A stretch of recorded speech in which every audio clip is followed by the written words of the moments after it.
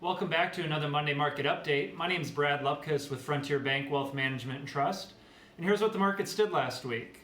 Last week we saw a lot of volatility in the stock markets across the globe as investors grew increasingly concerned about the rising case counts of the coronavirus, both here in the United States and overseas in Europe.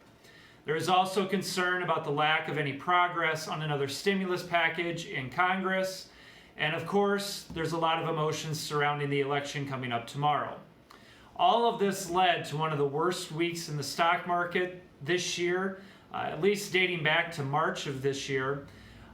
The S&P 500 fell by over 5.5% last week alone. That reduced its year-to-date gains down to just 2.8% on the year. If you look at the Russell 2000, which measures the performance of small companies here in the United States, that index fell by almost 6.25% last year, and that reduced its year-to-date losses now at this point. It's now down 6.7% year-to-date. If we look at the developed market index overseas, that index fell by 5.5% last week. And year-to-date, that index is down almost 10.5% now year-to-date. The emerging markets index, that index fell 2.9% last week.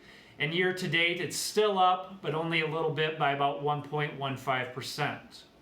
So all in all, it was a rough week for all of us as investors. There really was no safe haven place to go last week to make any money. But there are some positive signs that we can really find yet in the negative news that we're seeing. For example, if we look at the coronavirus, the rising cases is obviously the big story right now, but that really overshadows some really interesting develops coming out on the vaccine side. Last week alone, AstraZeneca came out and announced that one of their vaccine candidates, their leading candidate in fact, has shown really strong performance in boosting the immune response, particularly in elderly patients, which of course we all know is the population that is most affected by this coronavirus. If we look at the economic data that we continue to see, and I really feel like I'm talking about this every single week, but it just keeps holding true week after week, the economic data that we keep seeing come out really shows some positive momentum in the growth of the economy.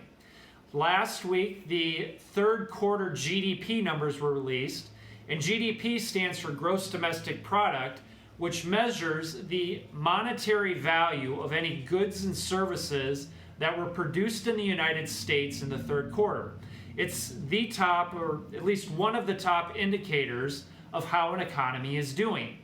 And after a terrible second quarter for those GDP numbers, the third quarter had a record rebound. It was up 33% annualized in the third quarter.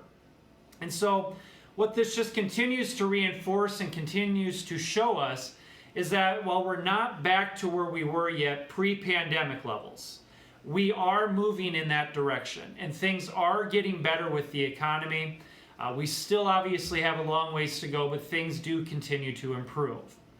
Some other piece of positive news that we saw is initial jobless claims, so people who filed for unemployment or who were without jobs. That number was much lower than what experts were predicting last week. So it just continues to reinforce this narrative, this belief that the economy is continuing to right itself and get back on track. As far as looking forward, obviously the big news is the election tomorrow.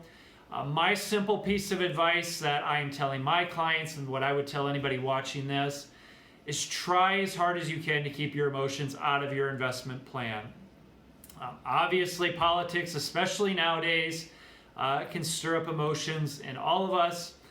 If you can keep those emotions out of your investments and out of your financial plan, and stick to your plan to reach your long-term goals, I can assure you, you're likely to be much better off than if you make emotional decisions tomorrow.